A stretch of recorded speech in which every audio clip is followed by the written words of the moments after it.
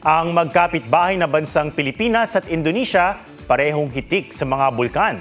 Ang isang bulkan nga roon na naakyat ng isang kababayan natin, sagrado para sa mga lokal na may kakaibang tradisyon ng pagsamba. G tayo dyan sa report ni Ian Cruz. Maghabulan sa mismong bunganga ng bulkan. Umuusok pa yan. Isa ito sa mga active volcano sa Indonesia, ang Mount Bromo. Dito nga, matapang na dumayo si Michael Suazo.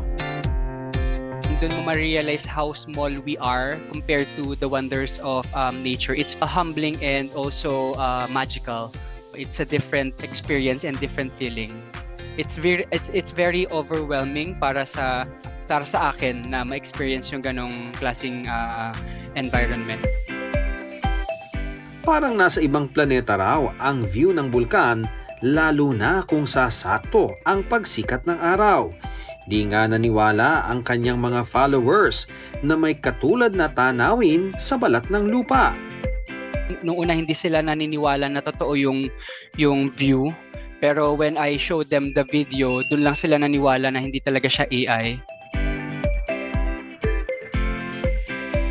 Sinuong nila ang 2 hanggang 3 oras na hike sa gitna ng malamig na temperatura. At pagdating sa mismong bulkan, tila binabati ka ng Bromo dahil sa tunog nitong umuugong. Patunay na ito'y aktibo at anumang oras ay pwedeng mag-alboroto. Ang mga lokal nga roon, itinuturing talaga itong buhay na bulkan at kanilang sinasamba. Libo-libo ang mga umaakyat sa bunganga ng bulkan para mag-alay ng pagkain at iba pa.